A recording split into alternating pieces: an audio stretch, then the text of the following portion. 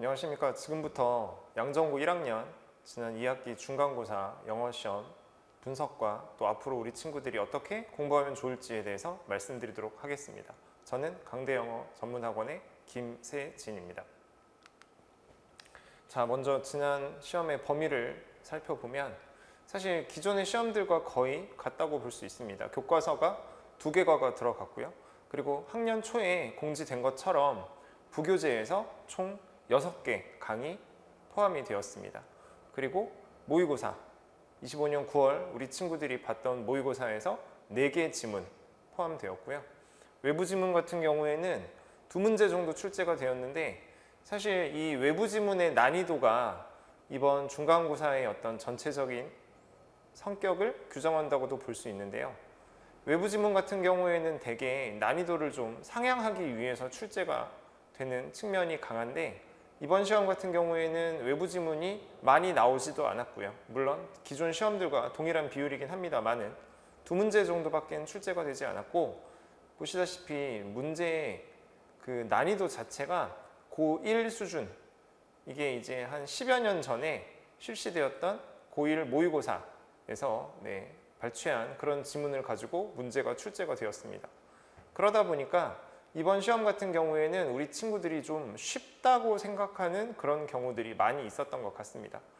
아마도 지난 1학기 기말이나 중간고사 대비 성적이 향상된 친구들이 있을 수 있을 텐데요. 물론 열심히 공부를 했기 때문에 가능한 점수였겠지만 이번 시험의 전반적인 난이도를 봤을 때는 돌아올 2학기 기말고사 같은 경우에는 보다 더 난이도가 상향될 가능성이 높다라는 점 미리 말씀을 드립니다. 출제 비율 같은 경우에도 기존 시험들과 동일합니다. 보통 이제 부교재가 가장 많은 비중을 차지하다 보니까 부교재에서 가장 많은 비중으로 출제가 되고 있었고 이번 시험 역시 그런 기조가 유지되고 있습니다. 교과서나 모의고사 같은 경우에는 아무래도 분량이 부교재에 비해서는 좀 적기 때문에 또 그 비율이 전체 결국 분량에 비례하는 정도로 출제가 되었고요. 이번에도 이제 어휘 전용 문제가 사실은 기존의 지문을 활용하지 않고 다이어 위주로 의미를 찾아가는 그런 어휘 전용 문제가 3문제 정도 출제가 되었습니다. 앞에 어휘 문제가 총 4문제 나왔는데 그 중에 하나는 교과서 지문을 활용한 부분이었기 때문에 어휘만 물어보는 그런 문제는 총 3문제 출제가 되었습니다. 이것 역시 지난 1학기 시험들과 같은 패턴을 보이고 있습니다. 앞으로도 남은 기말고사에서도 이런 식으로 출제가 될 것으로 예측할 수 있어서 우리 친구들은 뒤에서 조금 더 자세히 말씀을 드리겠지만 어휘 학습에 조금 더 신경을 써야 하겠습니다. 각 영역별 특징을 말씀을 드리면 교과서 같은 경우에는 대체로 평이하게 출제가 되었습니다. 그리고 부교재 같은 경우에 가장 여러 가지 유형으로 출제가 되었는데요. 전 문항이 그랬던 것은 아니고 일부 유형 같은 경우에는 약간의 변형이 이루어졌습니다. 기존의 양정고 시험들은 빈칸이나 어휘 추론 문제라고 하더라도 변형을 하지 않고 원문을 최대한 활용하는 그런 패턴이 많이 보였었는데 이번 1학년 같은 경우에는 빈칸이나 어휘 추론 내지는 간접쓰기 유형 같은 경우에는 어느 정도 원문을 변형해서 출제를 하는 양상을 보이고 있고요. 이번 부교재 빈칸 같은 경우에도 원문과는 약간 다른 식의, 물론 전반적인 의미는 같지만 표현을 그리고 문장 구조를 달리한 그런 빈칸이 출제가 되었습니다. 모의고사 같은 경우에 이제 기존의 순서 배열 문제로 출제됐었던 걸 38번, 9번처럼 문장 삽입 유형으로 출제를 한 경우가 있었는데 그 삽입 문제로 출제된 경우 주어진 문장이 들어갈 위치 다음에 오는 마지막 문장이 기존 문장과 약간 다르게 변형이 되어 있었습니다. 물론 의미는 같지만요. 그래서 변형이 되기는 했지만 그렇게 난이도를 높일 정도의 변형은 아니었다라고 말씀을 드릴 수 있고 이런 부분 역시 지난 1학기 시험들은 변형을 할 때 어느 정도 난이도를 상승시키기 위한 의도가 다분히 보였던 반면 이번 중간고사 같은 경우에는 변형이라고 해도 난이도에는 사실상 영향을 주지 않는 정도로 이루어졌다고 말씀드릴 수 있습니다. 외부 지문, 빈칸과 요약문 이렇게 한 문항씩 출제가 되었고요. 기존 그 고1 관연도 모의고사에서 출제한 비교적 평이한 수준의 문제로 출제가 되었습니다. 자, 그래서 이번 시험 총평을 3가지 키워드로 정리를 해 드릴 텐데요. 첫 번째는 어휘입니다.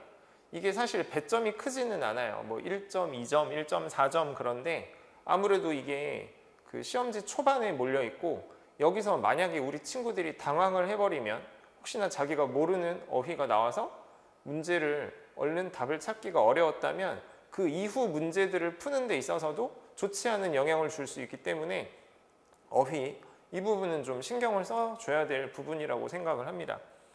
이 문제가 출제되는 경향을 보면요. 아무래도 여러분들이 공부하는 시험 범위 내에 있는 그 수많은 단어들 중에 뜻이 좀 여러 가지 있는 그런 단어들이 있죠. 그런 단어들 중심으로 의미가 여러 개가 있는데 이 상황엔 어떤 단어를 쓰는 게 맞을까? 내지는 여기서 쓰인 단어와 같은 의미 혹은 다른 의미의 단어 이런 것들을 구분해야 풀 수 있는 그래서 다이어 중심으로 학습을 하는 것이 이번 시험에도 필요했고 지난 시험도 마찬가지고 앞으로도 그러할 것이다 라고 정리 드릴 수 있습니다. 배점이 상대적으로 낮으니까 여기에서 틀렸다고 해서 너무 많이 심리적으로 위축될 필요는 없는데 앞서 말씀드린 대로 아무래도 첫 장에 이 어휘 문제들이 있다 보니까 이후 남은 문제들을 잘 풀어가기 위해서는 첫 스타트가 중요하다는 점 다시 한번 강조드립니다. 그 다음에 변형입니다. 역시 뭐 변형이 그렇게 괄목할 정도로 이루어지지 않았다고 말씀을 드렸죠. 그래서 빈칸의 내용이라든지 그 다음에 연결사 약간 특이한 부분이 그 빈칸으로 뚫려 있는 부분 바로 앞에 원문에 어떤 연결사가 있었는데 그 연결사를 조금 더 어려운 그러니까 같은 의미이기는 한데 우리 친구들이 잘 모를 법한 그런 어휘로 살짝 변형을 해서 출제를 하기는 했습니다. 이게 어떻게 보면 전체적인 난이도를 올릴 수도 있지만 사실 그 연결사 하나만 단어를 좀 바꿔놓고 나머지 빈칸 부분은 원문의 내용과 다르지도 않거니와 원문의 내용을 알고 있으면 충분히 해석할 수 있을 정도의 그런 어휘와 문장으로만 구성이 된 빈칸이 출제가 되었기 때문에 변형이 이루어졌으나 그렇게 난이도가 높지는 않았다. 네. 그래서 마지막 변별력입니다. 사실 이번 시험은 변별력이 높은 시험은 아니었습니다. 일부 친구들 같은 경우에는 여태까지 고등학교 1학년 들어와서 본 영어 시험 중에 가장 쉬웠습니다 라고 말하는 친구들도 있었어요. 그래서 예컨대 아무래도 1등급 컷이 기존보다 상승할 것으로 예측이 되고요. 아무래도 90점대 중후반에서 1등급 컷이 형성이 되지 않을까 그런 정도로 비교적 쉬운 난이도였습니다. 근데 이게 여러분들에게 시사하는 점이 뭘까요? 아무래도 기말고사는 이 놓쳤던 변별력을 다시 되찾기 위해서 어렵게 출제될 수밖에 없다는 점이죠. 그래서 이번 시험에 좋은 점수를 받은 여러분들 모두에게 축하를 보내지만 이 성공에 너무 크게 안주하지 말고 다가올 어려워질 기말 시험을 더 철저히 대비해야 한다는 점 꼭 말씀드리고 싶습니다. 아무래도 이 기말고사가 그럼 어떻게 어려워질 것인가? 여태까지 해왔던 패턴대로 간다면 변형, 변형을 더 어렵게 변형을 하겠죠. 원문을 여러분들이 공부했던 지문 그대로 출제가 되는 것이 아니라 표현들을 좀 바꿔서 여러분들이 문제를 답을 찾기가 조금 더 어려운 그런 방식으로 변형을 할 것이고요. 너무나도 쉽게 출제가 되었던 이번 외부지문보다 훨씬 더 어려운 외부지문 내지는 외부지문의 그 출제량을 더 늘리는 것도 충분히 일어날 수 있는 시나리오입니다. 그래서 앞으로 여러분들이 어떻게 공부를 해야 할 것인가? 사실 기존의 양정고 시험은 지문의 변형에 대해서 크게 신경을 쓸 필요는 없는 문제들이 주로 나오는 편이었죠. 물론 그것도 학년마다 조금씩 다르기는 했습니다. 어떤 학년은 지문 변형을 좀 많이 하는 경우도 있었고 또 그렇지 않은 학년들도 있었는데요. 제가 봤을 때 이번 1학년들은 그 지문 변형에 대한 어떤 수요가 충분히 발생할 수 있는 내지는 공급이라고 할까요? 이런 것들이 충분히 상황적으로 발생할 수 있는 그런 학년인 것 같습니다. 그래서 기말고사가 더 어려워진다고 가정을 했을 때 지문의 변형이 이번 시험보다 더 큰 폭으로 더 어려운 방향으로 이루어질 것이기 때문에 단순히 이 문장을 암기하는 것만 그치지 말고 주제와 지문의 논리 구조 중심으로 이 지문이 어떤 특수성을 가지고 있는지 전반적으로 파악을 하고 여기서 이 문장이 다른 방식으로 패러프레이징 된다. 그런다 한들 의미가 달라지진 않겠죠. 같은 의미를 유지하는 가운데 어휘를 바꾼다든지 문장의 구조를 바꾼다든지 긍정문을 부정문으로 표현한다든지 그런 식으로 여러 가지 경우의 수를 두고 달리 표현을 할 텐데 이런 부분들까지도 염두에 두면서 내신 대비를 하는 것들이 좀 필요하지 않을까라고 예측을 해볼 수 있습니다. 다음은 역시 외부 지문입니다. 지금 이번에 치루었던 양정고 2학년 시험 같은 경우에는 외부 지문이 시험 전체 난이도에 있어서 굉장히 큰 영향을 끼쳤습니다. 문제 수도 많았고요. 배점의 비율도 높았고요. 난이도도 높았습니다. 이런 이 양정고 기존의 시험의 어떤 특징들이 당연히 이번 1학년 시험에도 특히나 변별력을 줘야 되는 2학기 기말고사 시험이라면 더더욱 발생할 수 있습니다. 그래서 항상 우리가 수능을 대비하는 마음으로 내신 공부를 하더라도 절대 내신이 수능 준비와 동떨어진 게 아니기 때문이죠. 그래서 수능의 각 유형별로 우리가 문제를 지금 시험장에서 처음 읽어보는 지문이라 하더라도 어차피 우리가 모의고사 수능은 그런 식으로 풀잖아요. 각 유형별로 어떻게 문제의 답을 찾고 접근해야 할지 이런 방법론을 여러분들께서 충분히 체득을 해 주셔야 됩니다. 그 다음에 아무래도 외부 지문이 있고 어렵고 많아지다 보면 이 문제를 푸는 속도가 느려질 수밖에 없고 그러면 한정된 시간 내에 정확한 답을 찾기가 어려울 수 있죠. 그래서 외부 지문에 대응을 하는 또 하나의 방법은 여러분들이 평소에 구문독해 단순히 단어의 의미를 나열해서 전반적인 의미를 그냥 추측하는 그런 식의 독해가 아니라 정확하게 문장 구조, 문법적인 요소를 판단을 하고 분석을 해서 그렇게 정확한 의미를 파악한 다음에 근데 그게 또 빠르게 독해를 하는 방법이기도 하거든요. 그런 구문 독해 연습을 평소에 충분히 해서 시간을 효율적으로 쓰는 것 이것이 다음 기말고사를 위한 필승 전략이라고 할 수 있습니다. 제가 담당하는 양정고 전문반 교육과정 같은 경우에 우선 내신 수업의 어떤 프로세스를 말씀을 드리면 첫 번째는 지문에 대한 완벽한 분석입니다. 저는 그 어떤 선생님들하고 견주어도 절대 제가 꿀리지 않을 만큼 충분히 이 지문에 대해서 완벽하게 분석을 하고요.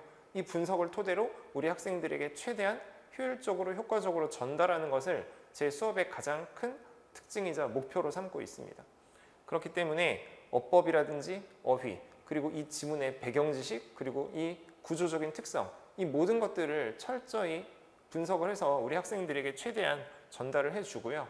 이를 통해서 이 지문이 만약에 시험 출제가 된다면 어떤 유형으로 출제가 될 수 있을지 또 이 표현이 패러프레이징이 된다면 어떤 방식으로 표시될 수가 있을지 이런 것들까지 학생들과 충분히 이야기를 나눕니다. 그런 다음에 그 지문에 있는 문법이라든지 그 지문 속에 있는 여러 어휘들이 있겠죠. 그런 어휘들에 대해서 충분히 우리 아이들이 여유를 가지고 접할 수 있도록 다각적으로 분석을 해주고 어휘 같은 경우에도 그 어휘의 어원을 활용해서 각각의 파생어 그리고 유의어, 반의어 왜냐하면 내신 시험은 여러분들이 이 수시를 위해서만 공부를 한다고 생각하는 경향이 있는데 절대 그렇지 않습니다. 영어라는 과목의 특수성상 이 내신 대비가 곧장 수능 영어 실력으로도 연결이 되는 거거든요. 그렇기 때문에 이 내신을 준비를 한다고 할 때 우리 친구들이 좀 더 집중하고 열심히 공부를 하는 그런 측면이 있기 때문에 이 틈을 놓치지 않고 어휘에 대한 그리고 어법에 대한 기초 실력을 더 강화하는 그런 기제로서 그리고 또 더불어 내신 대비도 충분히 이루어질 수 있는 그런 기회로 저는 삼고 있어서 어휘, 어법 이 부분을 두 번째 단계에서 충분히 다루어지고요. 제가 또 굉장히 강조하는 부분 중에 하나가 이 양정고 시험에 최적화된 이 리뷰 테스트, 확인 테스트를 제가 직접 출제를 하고 또 이런 부분들을 학생들에게 풀리게 한 다음에 여기에 대한 피드백을 제 수업에 굉장히 큰 중요한 의미 있는 부분으로 여기고 진행을 한다는 점입니다. 저와 오래 공부를 한 친구들은 나중에 시험 말미가 되면 제가 출제한 이 리뷰 테스트지만 다시 추가로 달라고 해요. 이거 가지고 스스로 공부를 하는 그런 기회를 갖기 위함이죠. 그래서 이 리뷰 테스트 이런 것들을 거쳐서 결국은 이 지문에 대해서 공부는 별거 아닙니다. 보고 또 보고 이게 제 지론인데 공부라는 게 사실 특별한 방법이 있는 게 아니에요. 집중해서 시간 들여서 여러 번 보는 거 그게 사실은 모든 공부의 기본이고 가장 중요한 부분입니다. 이런 과정들을 통해서 결국은 반복과 숙달 그렇게 해서 우리 친구들이 내신 대비를 할 수 있게끔 진행을 하고 있고요. 수능 수업 비슷합니다. 근데 이 어휘와 구문 독해 이런 것들이 이제 제한된 시간 내에 빠르게 답을 찾을 수 있는 가장 기초적인 역량이 되고 또 제가 강조를 많이 하는 게 우리 친구들 요즘 문해력 이야기 많이 듣죠. 지문을 읽고도 이 지문이 대체 무엇을 이야기하고자 하는가 필자가 전달하고 싶은 중심 생각이 뭔가 우리 친구들은 아직 너무 많이 몰라요. 그래서 저는 평소 수업 때 이 어떤 하나의 지문을 읽으면서 대체 이 글을 쓴 사람이 우리에게 전달하고자 하는 메시지가 뭐냐 이런 것들을 효과적으로 찾는 그 방법에 대해서 꾸준히 연습을 시키고요. 당연히 각 지문마다 논리를 전개하는 방식의 특수성이 있습니다. 그런 것들을 여러 번 학생들에게 패턴화시키는 이런 수업을 진행을 평소 수능 대비 수업에서 하고 있고요. 그리고 이제 이런 여러 가지 기초 단계들이 정립이 된 다음에는 각 수능 영어의 유형별로 답을 그냥 느낌으로 찾는 것이 아니라 정확하게 근거를 가지고 판단해서 답을 찾을 수 있는 각 유형별 접근법을 학생들에게 연습을 시키고 반복을 합니다. 그런데 이런 과정에서 우리 학생들이 왜 내가 공부를 해야 하는가에 대해 흔들리는 경우들이 너무 많죠. 저 같은 경우에는 이 영어를 가르치기도 하지만 입시 관련돼서도 아이들하고 진학지도 및 상담을 굉장히 오래 해왔기 때문에 평소 제가 만나는 학생들에게 이 수시든 정시든 입시 전반에 대해서 우리 친구들이 좀 마음이 풀어지고 공부가 하기 싫은 마음이 들 때쯤 다시 왜 좋은 대학을 가야 하는지 또 어떻게 하면 좋은 대학을 갈 수 있는지에 대해서 수시로 이야기를 진행하고 있습니다. 이런 것들이 제 수업에서 모두 다 유기적으로 진행되고 있는 부분입니다. 여기까지 양정고 1학년 시험 분석 마치겠습니다. 고맙습니다.